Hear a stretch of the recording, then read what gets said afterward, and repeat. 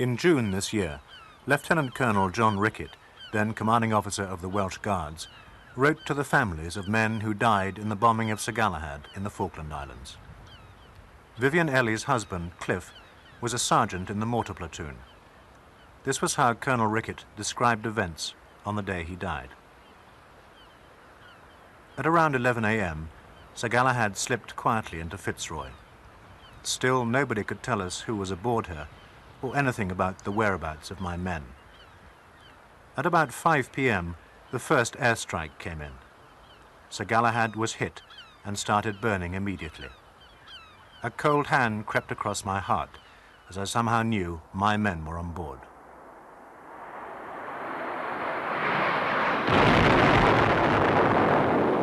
Everyone, first reaction, hit the deck, cover your face up. I got up a bit too soon, I opened my eyes. It was just a complete black smoke with specks of flame in it. And bits and pieces going past you. You couldn't actually see anything. It was just black smoke with fire in the air. 48 people died on Sir Galahad. 38 of them were Welsh Guards. They'd been waiting on the ship for 6 hours in daylight. I saw blokes burnt, I saw limbs off, and things like this, things I'd never seen before. And it was an experience of a lifetime. When the Argentine attack came, the Guards had no protection from land, air or sea. The flaming wreck of Sir Galahad became the most enduring image of the year's most momentous event, the recapture of the Falkland Islands. For the crowds who cheered throughout Britain and for the Prime Minister, it was the most significant national triumph for years. But as the year ends, anger remains among many survivors of Sir Galahad and families of men who died. They believe that the deaths were unnecessary and that no one has answered their questions about what really happened in Fitzroy on June the 8th.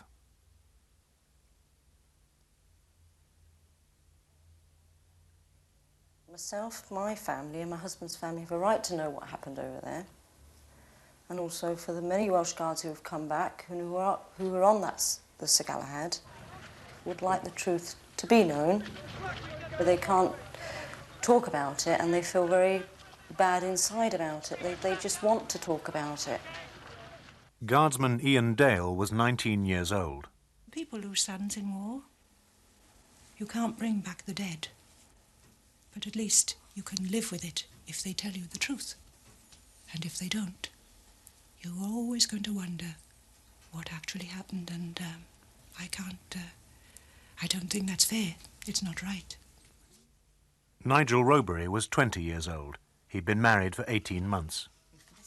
I feel if we know exactly what went on there and what happened, then it might help us to feel a bit easier. I mean, Nigel's my husband, so I should know what happened to him. I mean, I've got a baby now to bring up, and when she gets older, she's going to want to know what happened to her dad.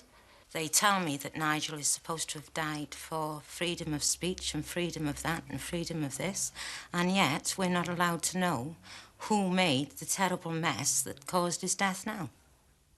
In his letter, Colonel Rickett was unable to give the families any facts which might have relieved their distress. He wasn't on the ship because he'd gone on ahead with half his battalion. Subsequently, families met him to voice their feelings. Jill Parsons' son, Colin, was one of 18 members of the mortar platoon to die. There was no air cover there for them. They were in bright daylight. It wasn't like the other ships. They went in under nightfall. There was cover.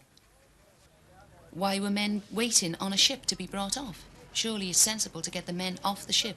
If the ship is bombed, the men are not on it then, are they? He just couldn't give us an answer. He's bound by red tape somewhere. I do feel sorry for the man. He's obviously taken the brunt of it, but he's bound by red tape. The distress felt by these families prompted World in Action to piece together the story of the bombing of Sir Galahad. Was it a costly and avoidable blunder, or simply an unfortunate combination of circumstances which, in the fog of war, led to tragedy? We asked the Ministry of Defence to allow eyewitnesses and officers involved in the events leading to the bombing to appear on this programme. Many wished to do so, but our request was declined at the highest ministerial level. 2 weeks ago, more than 2 months after our first approach, the Ministry decided that we could interview the victorious commander of land forces in the Falklands, Major General Sir Jeremy Moore. Without official permission, we also interviewed 3 young Welsh guardsmen. They lost many friends on Sir Galahad and felt their story and the story of what happened to the Welsh Guards in the Falkland Islands should be told. It began last May in Southampton as the men of 5 Brigade set sail for the Falklands on the QE2. In moments of relaxation, the QE2 seemed more like a luxurious barracks than a transport to war, but while living conditions were good, many soldiers who were later to live through the horrors of Sir Galahad were angered by the petty discipline on board. The soldiers say one guardsman was fined about half a week's wages for cutting his toenails the wrong way. To Guardsman Robert Nichols, it was a futile way to prepare for war. It's just bullshit in the Guards Regiment.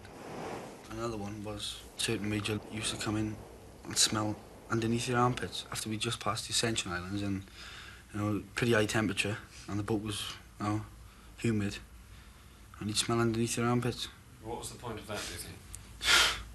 Who knows? And you're men. You're going to war. You're not just in your barrack room. If it was in your barrack room, it would be a bit different, but it'd be downgrading then. But on the way to war, it's a bit disgusting. On June the 2nd, the Welsh Guards were thrown into the realities of war. Their landing at San Carlos was followed by a week of frustration. The Marines were nearing the main prize, Port Stanley, and 5 Brigade was trying to catch up. But after the losses at sea, helicopters were in short supply, and there weren't any to get the Guards up to the front line. Corporal Martin Bell describes the consequences. We kept getting messages, you're moving. Where? We didn't know, Just get all your kit together, put it on your back, march down to this one track. And then someone say, well, you're not moving now. Back up to your trench, take your kit off, get sorted back in for the night again. And this was happening just about every day. Morale was slowly going down. While the Welsh Guards waited, the victorious paratroopers of Goose Green had captured the settlements of Fitzroy and Bluff Cove. It put them within 20 miles of Stanley. General Moore was delighted. Well, I was very conscious that we had revolting weather. The enemy had Stanley and cover and shelter and things at his back, and I in the mountains was not going to. There were many other causes to need to get on. Obviously, the support from the fleet in the appalling weather conditions and everything else, quite apart from action, was clearly not going to be an increasing asset. So I must get on, and therefore the pressure, as I felt it, I'm not talking about an external pressure, as I saw it, was to get on and win this war quickly. And so it was a marvellous opportunity when 2 Para got forward to get 5 Brigade up alongside 3 Commander Brigade, which were in the mountains and beginning to enable me to fight this main battle. Unhappy to wait at San Carlos, the Welsh Guards set off to march their way round. But deprived of suitable transport to carry their mortars and heavy equipment, they had to give up and turn back. It's been written that the Welsh Guards were too unfit to march across the Falklands. I think the guy who ever wrote that wants to get a bit more research done before he starts talking. Because I reckon I could do that with him on my back. After trudging back to San Carlos, there was no choice but to take the Welsh Guards to Bluff Cove by sea. Initially, a small-scale repeat of the first landings at San Carlos was planned. The Guards would be taken to Bluff Cove on one big assault ship like Fearless and another small ship, and then put on shore by landing craft. The unloading of all men and equipment would be completed in a day. But just as the Guards were loading, the Commander-in-Chief in London, Admiral Sir John Fieldhouse, scrapped the plan because he didn't want to risk a major warship in an exposed place like Bluff Cove in daylight. Too many ships had already been lost. Once again, the Welsh Guards walked back to camp in San Carlos. The effect of this, of course, was to delay things. It would have been lovely to have been able to get them round and then have them somewhere sheltered, where I could get everybody ashore quickly with all the assets available, and that would have been marvellous, but the circumstances and the terrain and everything didn't allow that. So I had to accept that it was going to take me longer than I would have liked. On June the 6th, Fearless set off with the Welsh Guards by night. Half the men completed the journey on accompanying landing craft, but bad weather prevented a rendezvous with other craft to take the rest. The officer left in charge, Major Guy Sale, was ordered to bring the remaining guards to Bluff Cove as soon as possible. As Fearless returned to San Carlos, the guards came under air attack for the first time. You got this fella saying, one RG aircraft bites the dust and all this, like Dago Airlines. With this sort of capability, no way are we going to get hit in this ship, sort of thing. Just as we were coming in, we were all waiting to get off, you know, warmth, have a wash and shave, bit of food. And a sergeant came down, a Marine sergeant, and he said, all the officers off first. And then came the order, all the sergeants, and they all went to their messes, right? The officers' mess and the sergeants' mess. And we were just took off like cattle and just shoved in the hold. The remaining guards had become a problem. 5 Brigade's priority now was to get supplies and ammunition, not men, to the front line. It was decided that Fearless had now had too many close shaves and would not be allowed to sail the men around again, even by night. But the logistic landing ship Sir Galahad could be risked. She was taking stores round on the night of June the 7th, so it was decided she could take the Welsh Guards round too. The men were not impressed by their new transport. Guardsman Chris Coughlin. A tub. It was literally a tub. When we first got on there was nothing on the deck, nothing at all. It was an empty deck. There'd been a previous bomb there, an unexploded bomb, and it ripped the hole right through the ship and blocked off one of the escape hatches. At the root of the tragedy is the failure on June the 7th to get a message from San Carlos or Darwin to the 5 Brigade advance headquarters at Fitzroy to say Sir Galahad and the guards were on their way. Communications to Fitzroy were not good. A helicopter helping to set up a broadcast station was shot down. There were problems with land radios, especially at night, and the Argentinians were trying to listen in. But other messages did get through to Fitzroy that day. There are many problems to getting the message through, and in this particular case, of course, as you know, the message didn't reach all the way, and therefore they were not ready for the arrival of the ship the following morning, as one would have hoped they might be. I think the thing some people find it difficult to understand is that other messages were getting through on that day before, and yet nobody seemed to have made sure that this important Well, I don't message think about that's a fair way to put it, you see. It sounds as if somebody has regarded this as a less important signal than others. It's not a question of that. What you have to remember is that there were many hundreds of signals being sent. Not all of them got through. Many did, yes. But there are a lot of people working, overworking, tired and uncomfortable and in difficult conditions one way and another. And sometimes things go wrong, and one of the things that went wrong was that this particular signal was one of those that didn't make it through. Sir Galahad's departure from San Carlos was delayed by 4.5 hours because it took so long to load the medical unit. The ship's captain asked to postpone departure for a day. He was concerned that they wouldn't make it round under cover of darkness, but the order came to sail as soon as possible. We had to get on with this operation. And another day's delay was more coal injuries, more casualties, more just keeping ourselves going, my men exposed in the mountains, and anything you can do. You win by really driving at getting there, and that's what was going on. Knowing a risk was being taken, San Carlos sent a signal to 5 Brigade at Darwin, allocating 4 helicopters from First Light to offload Sir Galahad. In fact, the helicopters never arrived. I couldn't tell you the precise reason, but helicopters, of course, are used for many purposes, and often people on the ground, whatever you've allocated things for in the cool of a planning meeting, if cool was the right word for it, will shift their use. At 11:15 Greenwich Mean Time, 8:15 local time on the morning of June the 8th, Sir Galahad drew into Fitzroy. Her sister ship, Sir Tristram, lay ahead, beginning her second day of unloading ammunition. 10 minutes before, a major on board had read a signal saying Sir Galahad was coming. No one else in Fitzroy knew that Sir Galahad was arriving that day or what she was carrying. The day before, there had been 6 landing craft in Fitzroy. All but one had moved overnight to other places and other tasks. It was a beautiful day. Men could see and be seen for miles. The senior Welsh Guards officer on board, Major Sale, faced a dilemma. He'd expected to be met by a landing craft, which would take his men immediately to Bluff Cove, the next bay round, to join the rest of the battalion. But there was only one landing craft available, and that was half loaded with ammunition. Furthermore, the senior marine officer at Fitzroy, Major Ewan Southby Taylor, was refusing to allow it to go round to Bluff Cove in daylight because he thought it too dangerous. The guards were recommended to get their men ashore at Fitzroy immediately on the space which was left on the landing craft and Mexifloat pontoon.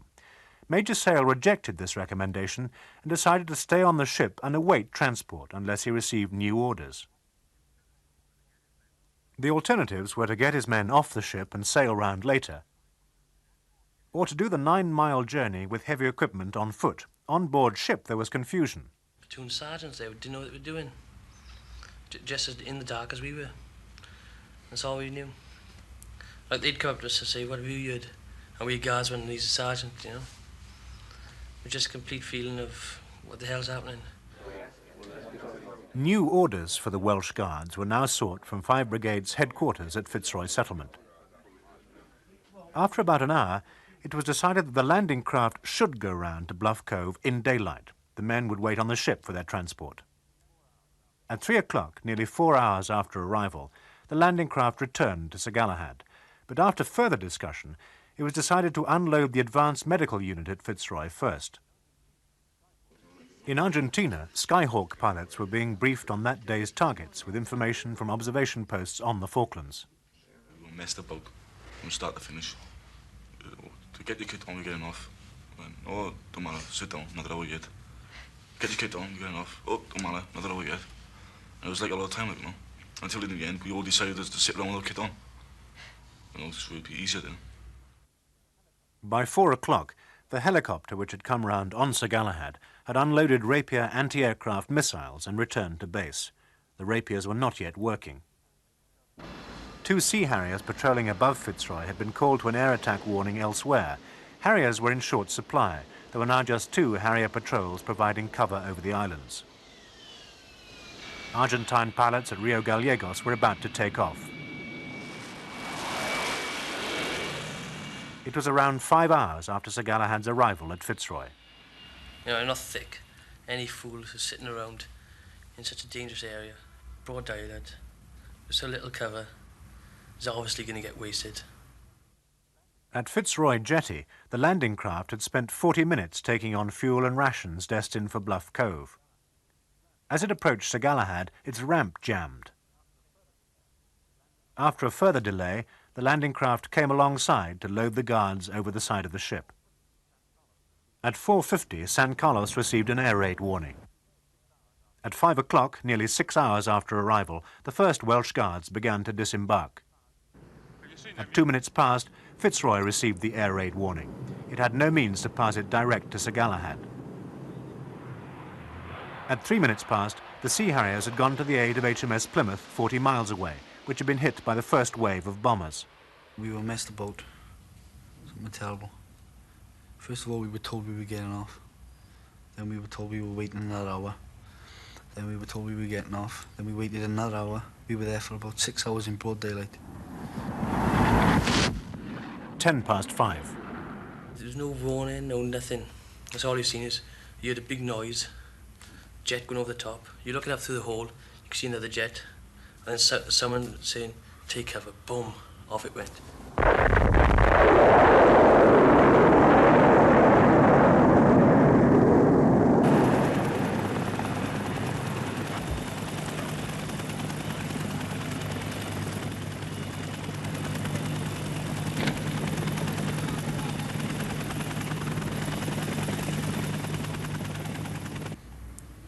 I thought, going out there, that if I ever seen somebody with their legs off or arms off, that I would be ill, like, no. But at the time, so you think of so many things to do that it don't appeal to you, like, no. I just thought that I couldn't hang around doing nothing. So we collected field dressings in and morphine and give it to the medics. You know, that was all I could do, you know, because I wasn't a medic or nothing. So that's all I could do. I just got burnt. My face, neck, head, and my hands, all exposed flesh as well from the flash.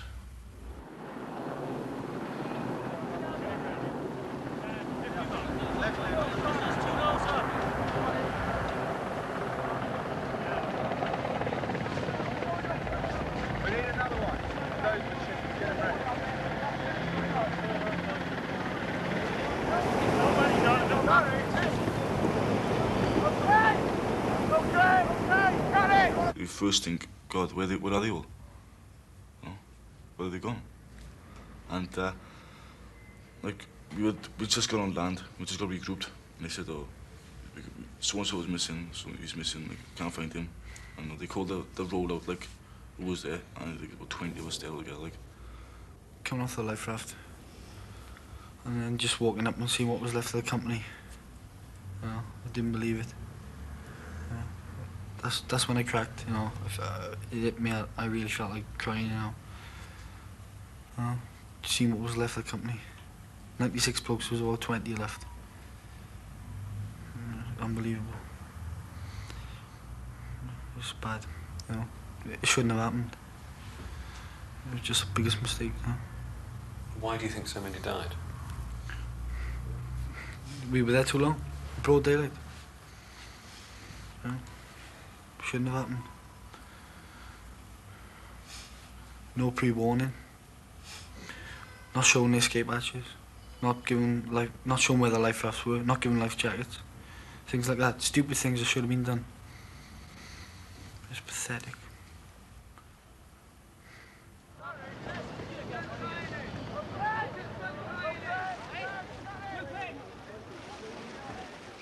Even in hindsight, and with the fog of war, etc., would it not have been plain common sense, once the ship had sailed into Fitzroy, lightly defended, in a lightly defended area, to get your men off as quickly as possible, as soon as possible, on the transport that was offered? I think that is an easy statement to make in, as you say, with hindsight, in the benefit of sitting here in this building.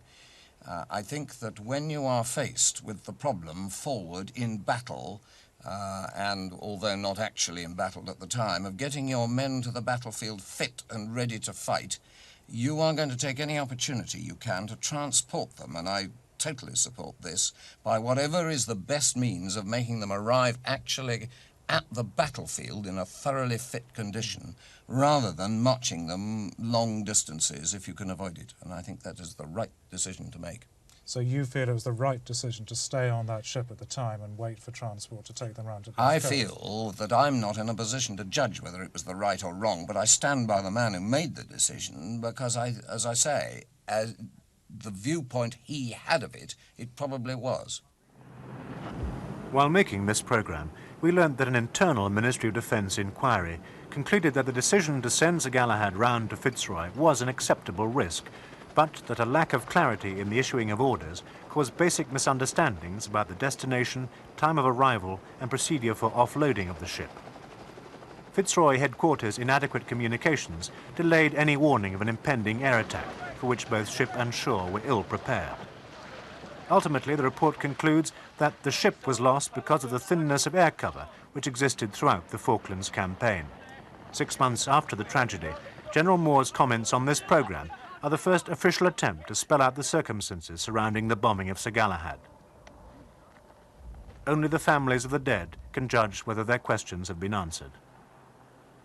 It is a nasty, murky business going to war, and it is a mass of incidents and good and bad luck, and things go wrong from time to time. But I don't think that things going wrong from time to time is what you could properly describe as a blunder.